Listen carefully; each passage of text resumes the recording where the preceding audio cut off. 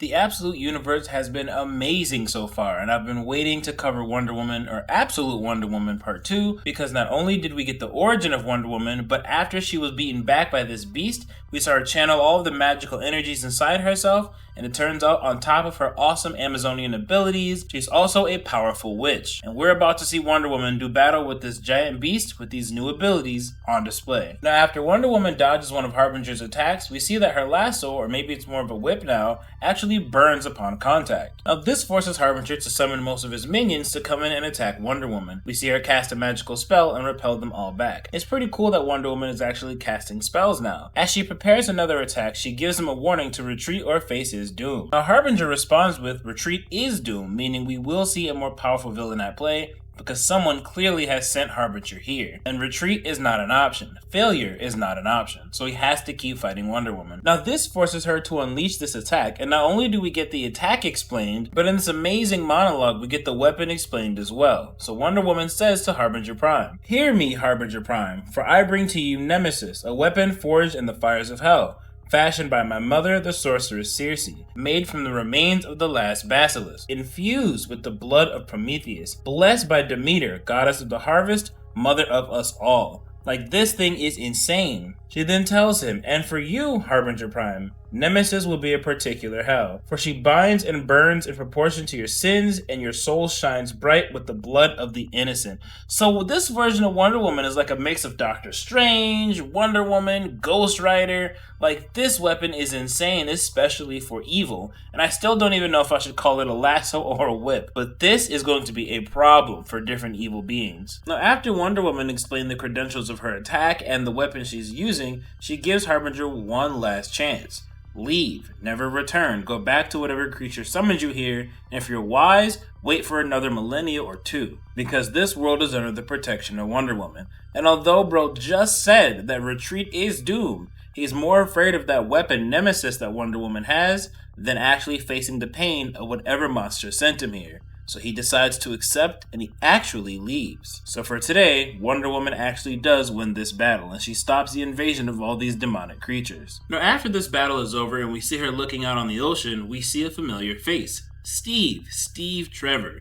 I find it very romantic, now that I've read this, Absolute Batman and Absolute Superman, that no matter what universe these beings seem to appear in, their love interest will always find them. So with that being said, we are now going into a flashback of how Wonder Woman met Steve Trevor, which is insane because somehow dude washes up in hell. Now as he washes up in hell, he tells her, "Please tell them I'm sorry," and she tries to help him out before a demonic creature pulls him deeper into an ocean. Now I have to say, you gotta be real lucky to wash up in hell, and the first thing you see is a beautiful woman trying to help you. Now Diana does end up jumping into the water to take him back from the creature, and it looks like Steve is in very bad shape. So she brings him home, and her and Circe help to tend to his wounds, whatever they may be. Now her mother tries to warn her, you can't just fight off the Hydra like that, not so casually. And Wonder Woman lets her know that she didn't fight the Hydra, simply took Steve back. And this I really like, because as Circe tells her, well, let's hope the Hydra has a short memory, Wonder Woman not trying to hear none of that. Well, even if it doesn't have a short memory, I'll kill the Hydra.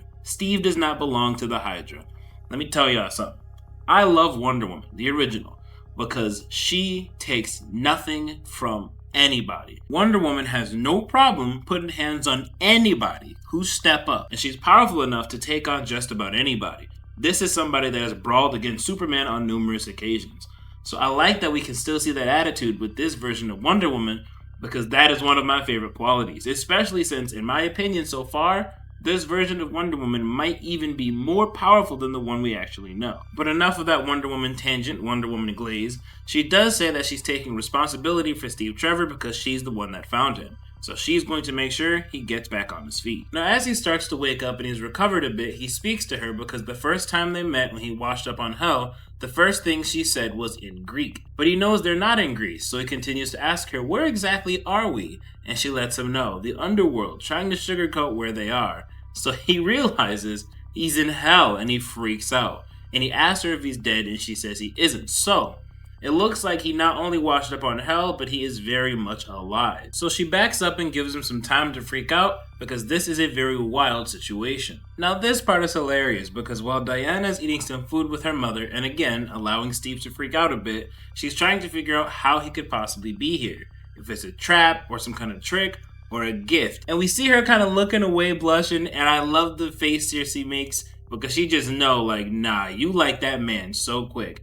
And as he finally gathers his bearings and he goes to speak to Cersei and he's very polite, he shakes her hand, thanks them for the service. He wants Diana to take him to where she found him so he can investigate the area. And again, she's blushing, ready to go with him at a moment's notice. So it's pretty quick that she likes Steve very much. And as they go outside and Steve sees the Black Ocean, he instinctively tries to skip rocks on it, not realizing just how dangerous hell is. And Wonder Woman lets him know, I wouldn't do that. That's where the Hydra tried to take you. She tells him that the Hydra is still around and she can even see one of the tentacles quickly go back underwater. This is where we realize Diana also has enhanced sight, clearly better than any normal human. This leads them to talk and flirt a little bit, and Diana starts to get curious about Earth. But Steve can't really talk about that right now because he's in hell and he hasn't really gotten used to that. He doesn't think he belongs here. He believes he's a good man. And Wonder Woman kind of makes a good point that no one believes they belong there, and not everyone who is there deserves to be there. Some people just end up in hell. And she's a great example of that because she was sent there as a baby. Clearly, she hadn't done anything wrong yet. Now we get back to the present where we see Steve and Wonder Woman meet. They embrace and they start to chat a little bit. We learn that Steve is the one that taught her how to navigate the world of man. And although she doesn't know everything, she calls his military uniform a costume, she is aware that although she saved everybody, she is still about to get chewed out. So she asks him to lead the way as she prepares to handle this conversation. Now maybe if Wonder Woman was a different kind of hero, this could have actually been a conversation or a bit of a back and forth, but it truly isn't.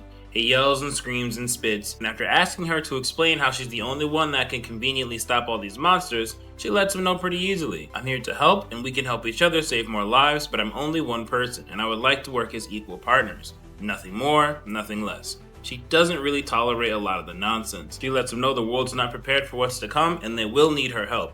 The end. And as he tries to get a word in edgewise, she cuts him off and just starts talking to his men about different ways to try and help everybody, and she lets them all know that that giant creature that was here was simply a Harbinger, someone to send a message of doom. She lets the men know that whatever is coming, it's coming within the hour. And then we get the commander being pissed off again, and since his anger is really doing nothing to Wonder Woman, he directs it all towards Trevor, threatening to court-martial him. And we've got Wonder Woman looking incredibly menacing, towering over him because she gotta be like 6'5" or something. She's a big woman. And she lets him know, I don't need you, but you need me, making the power dynamic between her and the commander very clear. But all she wants to do is help and save lives. So she's gonna step outside, give him time to calm down so that they can have this conversation peacefully.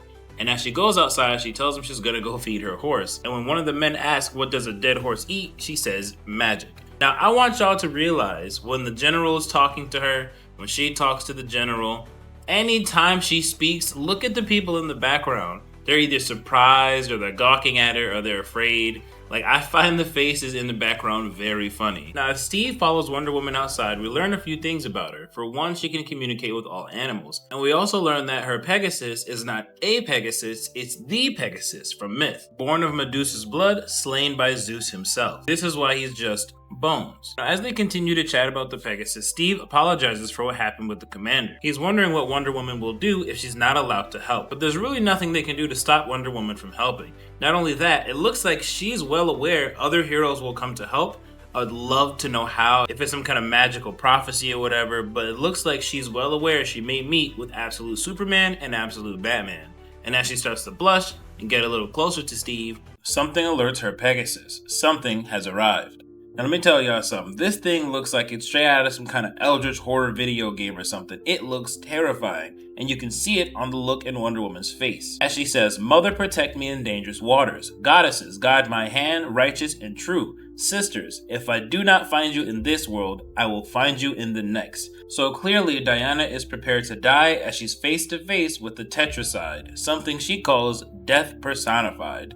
Anyone who sees this thing does not survive. And she tells the commander that he needs to evacuate the entire city. Although she assumed it may be a mile radius of damage, the Tetracide leaves nothing behind, as we end the chapter with her walking to what could be her doom.